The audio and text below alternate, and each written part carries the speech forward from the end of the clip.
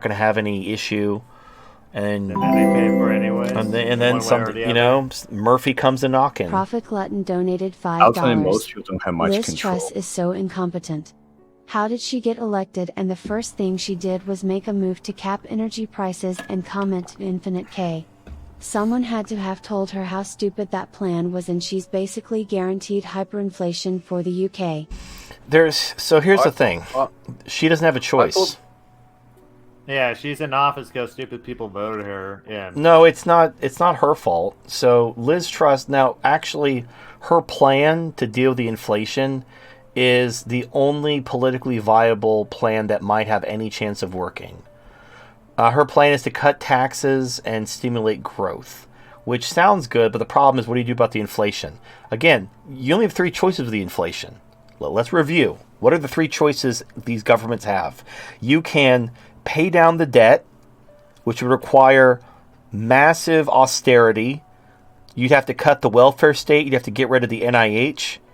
There's just no way. That's bullshit. If Liz Truss says, okay, we're going to cut spending, we're going to have to get rid of welfare, we're going to have to get rid of free health care, we're going to have to get rid of all this free shit, we're all going to have to tighten our belts and pick ourselves up by our bootstraps, and no more welfare, they would crucify her. So she can't do that. That's politically impossible. She can't default on the debt. That would destroy the money system. So this idea of, oh, Liz Truss is so incompetent, there's no other choice. There's no other choice. As long as people refuse to have their taxes raised or have their welfare cut, there is no other choice other than hyperinflation. That's how this was always going to end. So you could talk shit about Liz Truss. Here's what's going to happen. So let's say you fire Liz Truss and you hire some other guy. You know what he's going to do? He's going to be given the same three options. Okay, guy number 3, now that Boris Johnson and Liz Truss are gone. Okay, guy number 3, your job is to fix inflation. Here's your options. You can cut spending and get rid of welfare and cause the people to get pissed off at you. You can default on the debt and crash the monetary system, or you can just accept inflation. Those are your options. There's no fourth option. It's so easy to look at, like, oh, you're incompetent. Like, you didn't make my cake. I wanted my cake and eat it too. And you didn't make my cake some infinitely restoring cake. So as I eat the cake, it constantly restores itself. That way I can have infinite cake without having to run out of cake by eating it. How dare you, incompetent buffoon? I'm not voting for you. I'm voting for the Infinite Cake Party. They promised me an infinitely regenerating cake that never runs out, so I can have my cake and eat it too. And I'm voting for them next election. So then you vote for the regenerative Infinite Cake Party. And you know what the Infinite Cake Party is going to do? They're going to be given the same three options.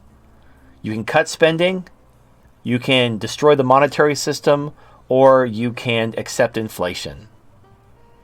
And then, like, you promised infinite cake. And they're like, yeah, we did, but, there's no such thing as infinite cake. Like, oh, you lied to me.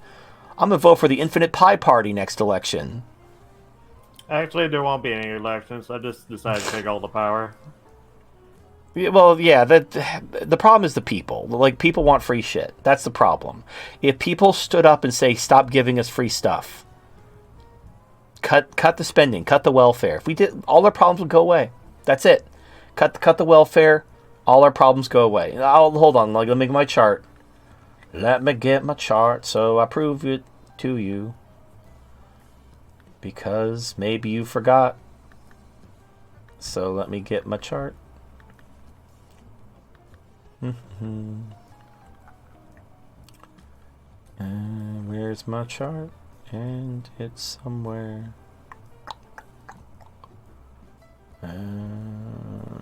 No, I can't find it. Dang it. Oh, no, there it is. I found it. All right, here we go. Look at that. Look at that beautiful bean footage. 2019 total government spending. That red section, which includes Social Security, Medicare, welfare, Medicaid, and veterans benefits, that's all welfare. That's like almost 75% of all government spending. This big blue part, that's the military. If you got rid of the military, that wouldn't... The welfare is the problem. You cannot cut spending. You can't even talk about cutting spending unless you're cutting the welfare state. The welfare state is the problem. So when the people demand the welfare state be cut, then we can actually have a conversation about inflation. Markstrong537 donated $5. Dipshit Alex playing with fire. Quote. There's risk to everything. Driving a car is risky, but that doesn't mean we shouldn't drive. If you want to completely mitigate risks, then sure, don't date. I would much rather fuck girls, experience girls, dating girls, if it means there's slight risks. So it's not about. So okay, let me explain the difference between fear and terror. Maybe so. When you step towards a cliff, you're gonna feel fear because you could easily fall off that cliff and die. Right? If your foot slips, you could fall off the cliff and die. However, the cliff is predictable. If you step carefully, if you're wearing proper equipment. If you're aware of your balance, if you're not taking, people climb mountains all the time. You have mountain climbers, you have people who, do all kinds of crazy stuff, all extreme sports. There's, they get off, like they get the adrenaline junkie type of a thing. The thing is those are risks which can be managed because they're predictable. And as long as you respect the source of the risk, you can actually be pretty safe. Like the amount of people who die, even during these extreme sports, is very small. Because, when you're rock climbing, if you use the proper safety equipment, you're probably not going to die. Even if you slip, even if you fall, if you're properly, if you have a partner that you're, linked to, or if you put those spikes in the mountain and tie a rope to them, you're not going to fall to your death. So that's fear. Healthy amount of fear is good. You need to be aware of things that are inherently risky. You need to manage those risks. What about terror? Terror is completely unpredictable, and there's no way to mitigate the risks. You could do everything right, and then everything could just go to shit, and there's nothing you can do about it. To engage in an act which is subject to terror, not only is going to destroy your psyche and you're going to be constantly on edge of what to do. An example of terror is if you have an abusive parent who you basically, they're in a bad mood and they just beat the hell out of you. It doesn't matter what you do. You could do everything they say. You could clean up everything, have all your chores done. They can come home and beat the hell out of you just because they feel like it. That's terror. There's nothing you can do. There's no way to mitigate that risk. You're just subject to it at any time. There's no way to control it. There's no way to mitigate it. There's no way to defend yourself. You just have to just accept it. What happens is, what happens to people in abusive relationships, whether it's a parent or a spouse or a significant other, is they just become dead inside. They don't know when the next beating is going to happen, so they just kind of withdraw into themselves and just accept that the beating could happen at any time. And because they get burned out from the terror, and so they just kind of withdraw into themselves. So why am I talking about this? So the thing is with modern women, it's terror. It's not fear. It's not a healthy amount of fear. You got this fucking Diocles sword hanging above your head 24/7. Yeah, because there's nothing you can do. I mean, Coltrane did a video about this recently. They did a scientific study. They tried to identify what characteristics led to successful relationships. They couldn't identify a single one. Because there's nothing you can do. Nothing. Well, obviously, they're doing the pure business. They want to downplay the risk. And equivalent to random chances of risk happening with natural disaster or accidents. But in terms of relationship and the legal marriage legality, you're dealing with people, not just outside world probabilities. You're dealing with people who are indoctrinated to screw you over and get rewarded for it. And the thing is, they all agree that marriage is crap. They agreed on that. They said don't get married, but they're still trying to pretend just regular relationship isn't enough of a legal risk and try to get more men to buy into their teaching and their materials. Yeah, it's bullshit. It's like, get rid of this Diocletian sword above my fucking head. Right. And we can talk. That's the problem. The problem is, so obviously back in the day, there were rules, But if you obeyed the rules, you could be reasonably sure. Well, let me go. I'll come back to this in a minute. Let me just. Mark Strong 537 donated $5. I have more to say about the Fucking previous Sims one. praising Kazaya. She constantly interrupting, constantly misunderstanding wheat waffles and TFM. Making anecdotal claims about her success, which everyone in that little debate podcast has. TFM himself has been around since 2015 and he got thousands of thank you messages of how it changed their lives. Well, it doesn't. But they would just say, "Oh, but they weren't on video. They weren't doxing themselves." Anyway, Look, she's a woman. I mean, what? yeah. No, but okay. Here's the thing about back under patriarchy, you couldn't necessarily be 100% sure that your wife wasn't going to cuck you, or your wife wasn't going to divorce you. Like, divorce existed in pre-feminism. Divorce was a thing. However, that's what you had fault divorce for. Like, if the husband didn't do anything wrong, the wife couldn't just up and leave him because she's not happy. There had to be a reason for her to want to leave. That was the purpose of fault divorce. There were rules in place because women are irrational.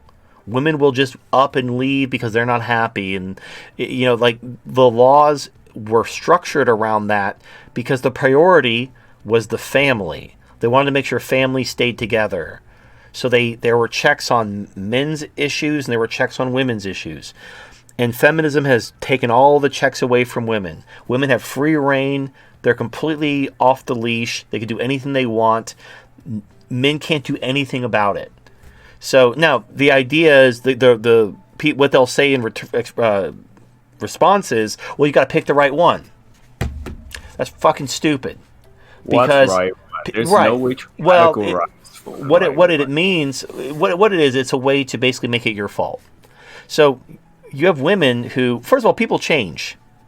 People change. Like, and also when you're dating someone, they tend to put it's like applying for a job. They act differently than maybe how they really are because they're trying to establish a relationship. So then you get into a relationship with someone you think is a good person, and then you find out it was all a mask, and now she's got her hooks in you, and then the mask slips. Oh, you picked the wrong one. It's basically just them blaming you for her being a piece of shit because we live in a gynocentric society. So if she's a piece of shit, it's somehow your fault. A lot of men actually accept that they internalize and believe it's their own fault. Oh yeah, I know. That makes them easily keep falling for the PUA tactic because you just didn't game hard enough. But my core message is the problem with women, especially because of feminism, is it's not just that it's risky, it's that it's an unmitigatable risk that is completely outside of your control. And you're literally living, especially like, let's say you have kids with this woman. You knock her up because you want to have a family, or you get married. She can literally destroy your life no matter how good of a person you are. In fact, I think Colton even talked about this. There were women who said that they had a wonderful husband and they still divorced him. Even admitting, oh yeah, he's a great husband, he's my best friend, but I want to go get dicked down by Chad and Tyrone, and so I'm going to take the kids and I'm going to ruin your life. And there's nothing you can do. Nothing you can do. So it's just why? Like, there's no reason to make that deal other than you're a heterosexual man and you want a family, and that's the price you have to pay for that family. I get that, but that's why, like, I'm not telling you to give up on your dreams. I'm telling you to go somewhere where women don't have rights. Go to a patriarchal community, become a Mennonite, do something. Don't just date Western women and hope you found the right one, because there's nothing you can do to mitigate that risk. And so every day of your life, and also just what happens, and I've lived through this, so I'm not speaking from like hypotheticals here. What happens where you think you have a good relationship with a girl? Maybe you think she is the one. Maybe you're thinking about taking it to the next level. And then you start getting hints, or you start seeing evidence that she may be cheating on you. Now what do? What if, imagine that happens and you're already married to her, or you have kids with her, and now you find out she's cheating on you. What do? if you leave her, you'll never see your kids again. Are you just gonna like, oh, I guess I'm in an open relationship now? Fuck March my dreams. 25, Fuck my happiness. Donated $5. Keziah thinks MGTOW are the male versions of old cat ladies. Also, Keziah deletes comments and criticism on her YouTube channel. I made a long post on her recent video and it's gone a day later. Typical weak-minded bimbo. You have fun, giving advice as a divorced single mother whoring herself and acquiring simp money. Fucking twat. Well, hold on. So I've actually used the analogy of a cat lady to explain the waifu laifu. There is some analogy, there's some analog there. So I think it's more, instead of a cat lady, think of someone who has a dog, like who's like really, really into their dog. I'm not saying they're having sex with them, but like somebody, you ever see people who, they have like, I love my dog on their license plate, and they have little paw stickers everywhere, and they have pictures of their dog in their wallet, and you know, like they treat their dog as a member of their family. You might think that's weird. You might think, oh, that's weird. Like, it's a dog. It's a pet. It's not a member of your family. It's not your child. You're going a little bit overboard, my friend. But I think society has, like, accepted that it's normal for people to humanize their pets and treat them like a human, a member of the family. Now, the cat ladies, the reason why they're crazy cat ladies isn't because they humanize their cats. It's because they have so many cats and they smell like cat piss and they wear bathrobes. Like, usually it's women who, they just get lost in their sea of cats. But you have, I think, a better analogy when it comes to the waifu laifu is someone who has a pet, but like really loves their pet and humanizes them to a point where the pet is treated more like a human than an animal. Which obviously, from the pet's perspective, they don't understand anything. The dog is just getting fed. You know, the dog goes on walks and gets fed, and they're happy. The fact that you like humanize them and take pictures of them, and like they don't understand any of that. So that's the thing. Like, if you have a sex doll waifu or an AI waifu or a body pillow waifu, whatever kind of waifu you have, it's more like someone who's really into their dog rather than a cat lady. But it can be like a cat lady. I think the difference, and I've made this point before, the difference between an addiction and a passion is whether it negatively affects your life or not. So if the waifu laifu is negatively affecting your life, like if you're just collecting figurines and you're just like hoarding them and you're like being buried alive in your REM collection, then yeah, that's a negative effect. You should do something about that. But if you have a sex doll waifu or something and you humanize it and you have fun conversations, you give her hugs and kisses and make sweet love down by the fire, nothing wrong with that. Of course, now the problem is you can take something like that and you can give it a negative spin. Like, you could say, like, you know, you call, what's her face, Kezia, a divorced single mother, which she is. But, you know, that's, you know, it's a negative spin. So, like, oh, like, it's like saying, oh, MGTOW, you're just giving up. You're giving up. Which is like, yeah, it's a broken system that isn't worth it. Like saying the juice isn't worth the squeeze, and saying you're giving up is just different ways of looking at it. If something isn't worth it to you, it's not worth the sacrifice or the risk. And someone's like, "Oh, you're a quitter. You're giving up." Oh, it's like, okay, it's not worth the risk. It's like, I don't want a job where I would have to be on a roof, even if it pays really well. I'm not looking to get a job where I'm on a roof because I know I could fall off that roof and hurt myself, and I don't want to work on a roof. Like, oh, you're quitting this job that pays well because it requires you to be on a roof. Yep. That's not what real men do. Real men get on that roof for minimum wage. The main thing that I don't really enjoy about the criticisms against, like, MGTOW and, like, the black pill and all sort of shit, especially from, like, the sort of the PUA gaming, like, you know, looks maxing, like, you know, like people like Fresh and Fit, people like Andrew Tate, Sneaker, all these people, right? It's just like, these people are like the top of the status, looking at everybody else and being like, why aren't you as good as me?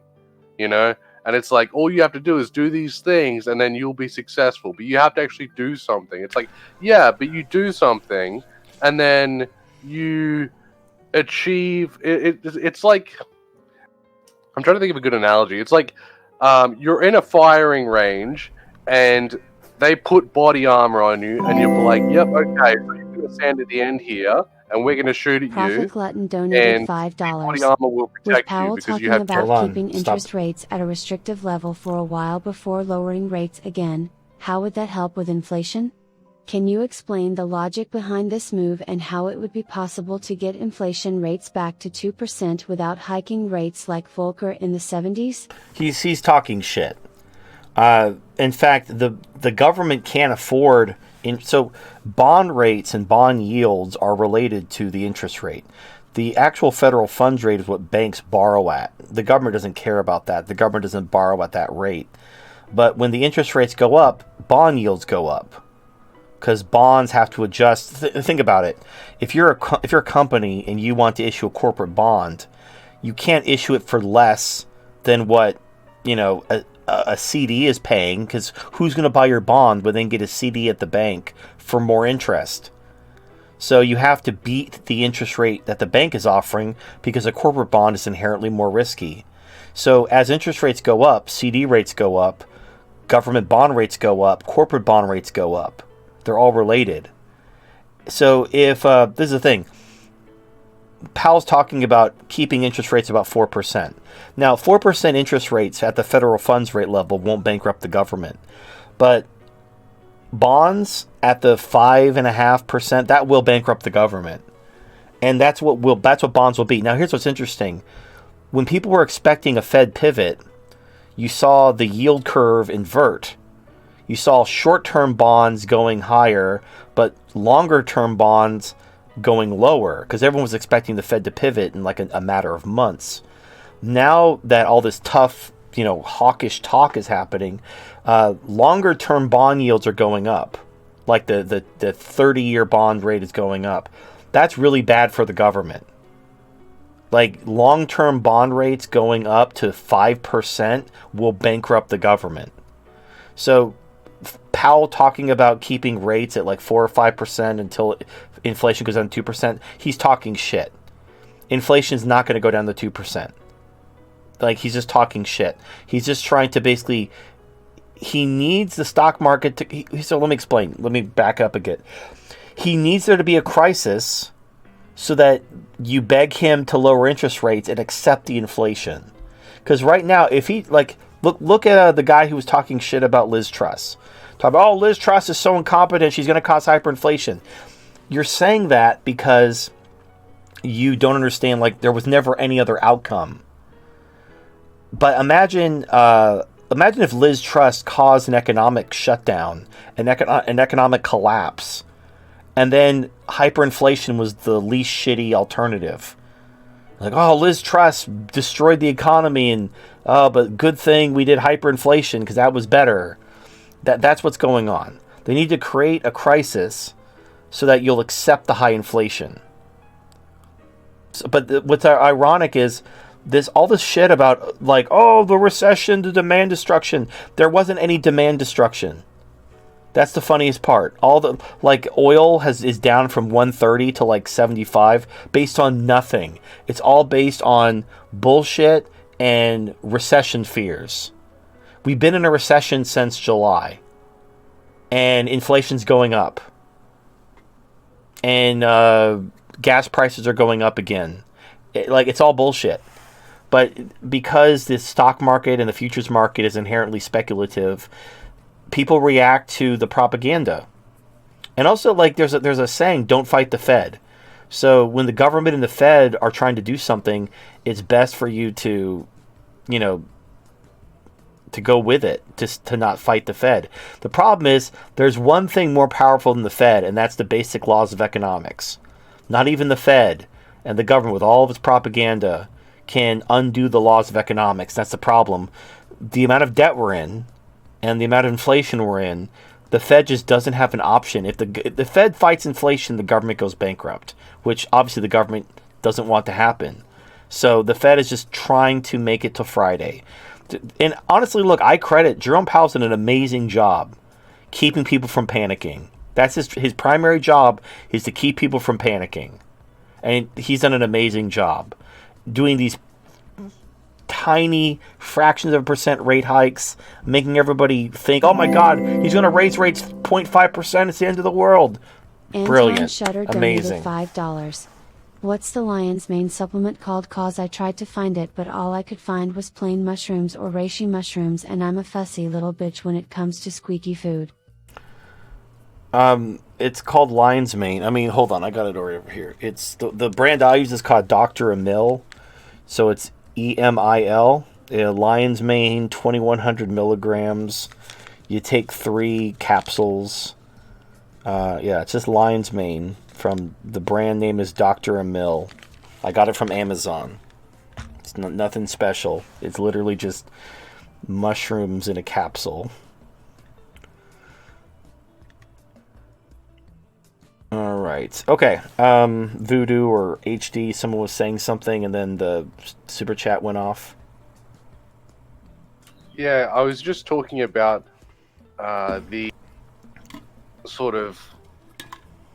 I was just talking about the sort of the dilemma that I've been sort of not battling with, but like just the annoyance that I'm having with just like people like the PUA side of like the red pill space, because it's like on one hand it's like, yeah, I understand what they're saying, like get like better yourself so you can be like you can qualify for women, but then on the other hand it's like, why are we and then that like they are saying on the other hand it's like, don't qualify for women, don't better yourself for women, better yourself for yourself, but the byproduct of that is getting women, which, yeah, it makes sense, but it's ultimately just pandering to women's wants and needs rather than like demanding your own sort of space. And it's like it's a problem because it's like they're trying to operate within the system while saying the system is fucked. And it's sort of like the double think that we see from like women consistently, and I'm not like I don't understand why they're not seeing their own hypocrisy. Is it like the business bottom line? It's okay. Look, the women are the way they are. It's like everyone acknowledges that men have to earn a lot of money to attract a woman. If you're a cashier at Walmart, I mean, maybe if you're really attractive with 6-pack abs and an 8-inch cock, maybe you'll get some pussy. But generally, you're going to have to get a decent job if you want to attract a particularly, like, decent women, especially if you're looking for anything real, like long-term. If you're just looking to sport fuck, if you're attractive enough, women will fuck you just for the pleasure of your company if they think you're attractive. But if you're looking for some kind of relationship, you have to earn money. So we all acknowledge that women are attracted to a man not for who he is, but for what he can provide. Women are attracted to function, not form. Men are attracted to form. And I point out this is also mirrored in their sex toys. Men's sex toys are all to simulate the real thing. You have pocket pussies and sex dolls and asses and torsos, and they're all there to feel like a real woman. Women's sex toys aren't there to simulate a real man. They have vibrators and they spin and suck and, they go up her butt and rubber clit and all that stuff. Because they're more about form. Look at a woman's toy. It doesn't look anything like a dick. It'll go in her pussy like a dick, but it's all like it's contoured to hit her G-spot, and it's got the little bunny that vibrates on her clit, and it's got the butt plug that goes in her asshole. So it's like that's a woman's toy. It's built for function, where a man's toy is built for form. That's how men and women love. Men are attracted to women if she's hot. That's all they care about. Is she hot? If she's hot, she's in. That's it. All that matters is how she looks. Whereas a woman has a laundry list of like, he has to have a good job and he has to be going places, he has to have a good bank account, he has to be active, and he has to go to the gym, and he has to be 6 foot tall, and he's got to have this and that, and he's got to eat my pussy and all this shit. No, that's just how women are, and we all know that's how women are. The thing is it's either, if you want a woman, and sex is fine, don't get me wrong, sex feels good, but it's not worth your freedom in your life. Like if we had patriarchy, and we were basically, women were under control, it wouldn't be that bad. But we don't. Women are completely off the fucking rails. And it's just not worth it. But people want to, they still want women because they're hardwired to. Your thoughts on just days after Vladimir Putin announced a partial military mobilization, thousands of Russians are trying to flee the country to escape fighting against Ukraine.